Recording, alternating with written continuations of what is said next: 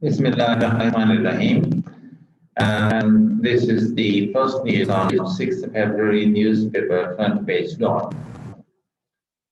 Kashmiris can opt for independence after accession, Prime Minister.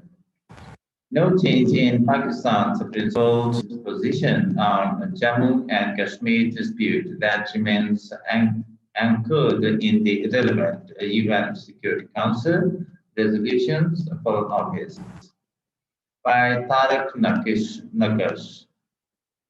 Muzaffarabad, in a path-breaking announcement in his key address at a public meeting in Kotli on the occasion of Kashmir Solidarity Day, Prime Minister Imran Khan on Friday announced that people of Kashmir would be at liberty to decide if they want to be part of Pakistan or as an independent nation, even after deciding accession to Pakistan in a United Nations sponsored referendum. According to Foreign Minister Shama Qureshi and Minister for Kashmir Affairs Ali Amin Kandapur, Mr. Khan made this announcement at the public meeting organized by the Pakistan Tehreek-e-Insaf (PTI) in a playground. According to press information office, the Prime Minister reiterated Pakistan's stance that Kashmir dispute can only be resolved by implementing the plebiscite guaranteed in United Nations Security Council (UNSC) resolutions and said once the plebiscite is implemented is and Kashmiris join Pakistan, their relationship will be between Pakistan and Kashmiris. He asked the people to focus on this struggle and to keep an eye on India's behavior, and then he said it must be exposed.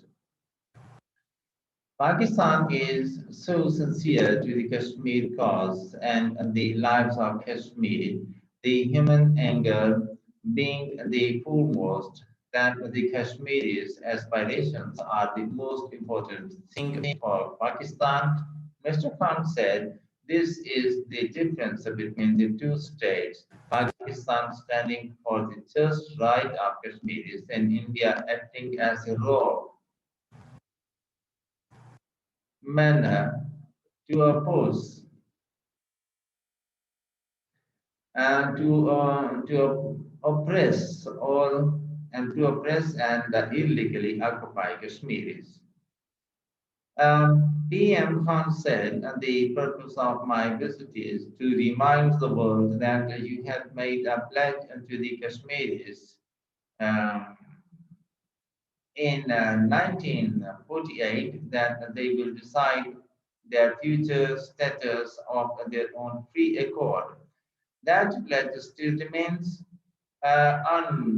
unfulfilled, whereas during the same period, East Timor, an island of the Muslim state of Indonesia with Christian population in majority, was given them the same right leading to its freedom.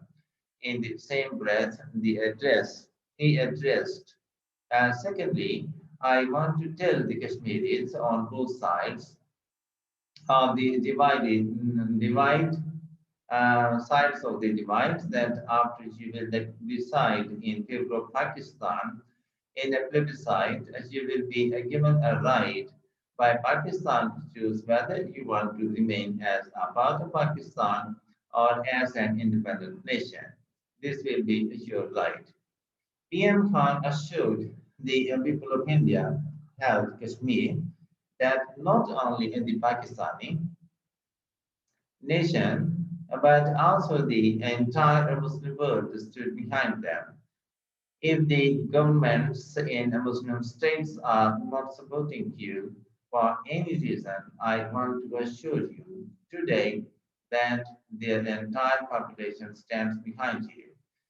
Rather, I will go a step further by saying that even the non-Muslims who believe in justice and human rights also realize that the Kashmiris should be given the right placed to them by the United Nations, he said. He said Pakistan had full realization of what hellish condition the people of occupied Kashmir had gone through and had been going through. As a father, I can understand when the news is received about the disappearance or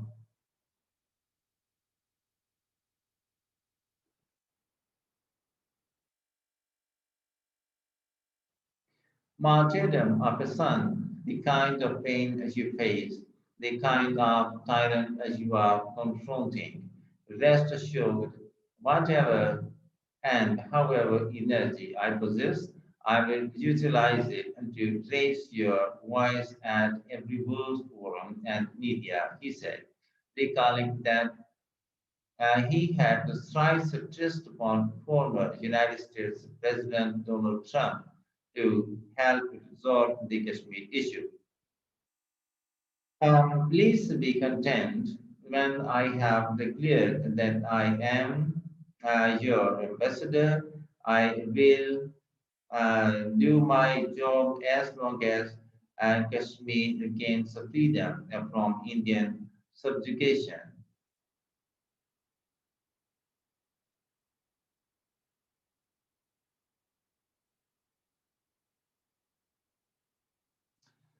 He said when the PTI came to power, he tried his best to send a message of friendship to India and make it understand that its repressive measures would not get in Kashmir.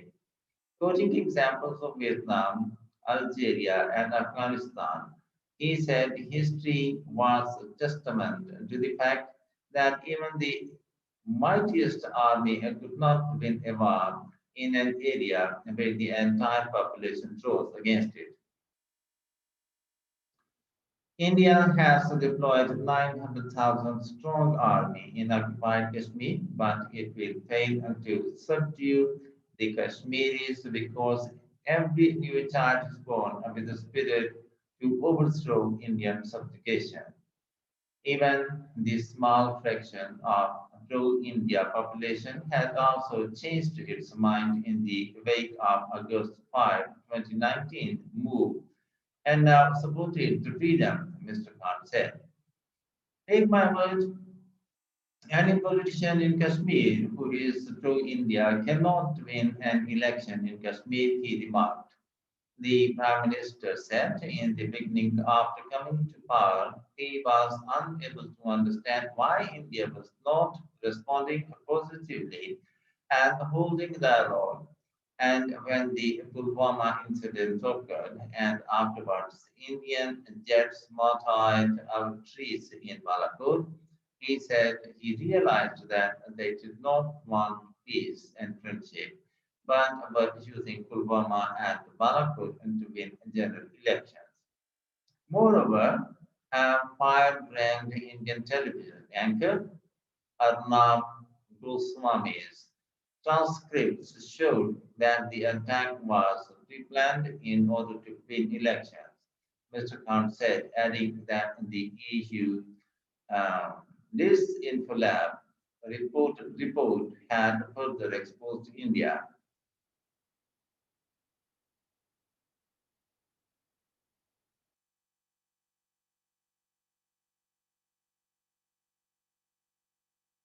That had been using hundreds of fake sites and social media accounts to spread propaganda against Pakistan. So we were offering a friendship and you were cutting our roots. But today, what is coming in front of everyone? The agenda of RSS and their ideology, he said, addressing the Indian leadership. The Premier said the RSS ideology had hurt India itself the most, and it was the reason the country was so divided. Today, India's farmers are out protesting, and the conditions of Muslims are in front of everyone, he added, citing the citizenship law introduced by India deemed discriminatory towards Muslims. So, Mr. Modi, my biggest message for you is that the divisions as you are creating in India, this Hindutva ideology may win you elections, but you are laying the foundation for India's destruction, the Prime Minister told his Indian counterpart. Today, I am again suggesting India to resolve this issue through meaningful dialogue because there is no way out other than this. But before that, you will have to restore the pre-August 5, 2019 status of the occupied territory. Agree to give the Kashmir is the right that was promised to them by the world community, and we are ready to talk to you, he said, but made it clear that this offer should not be misconstrued as Pakistan's weakness. It is not because of any fear that we want friendship with you. It's because we want to rid the Kashmiris of atrocities. We want them to achieve their democratic and human right to self-determination. He assured the people living along the line of control, LOC, and facing relentless ceasefire violations by the Indian army that the government would take full care of them. Towards the end of this speech, the Prime Minister did not forget to mention his opponents seeking his ouster through an allegation agitation. I am ready to talk to people of all thoughts and ideologies, but I will never reconcile with the dacoits or give them an NRO, he said amid cheerful clapping.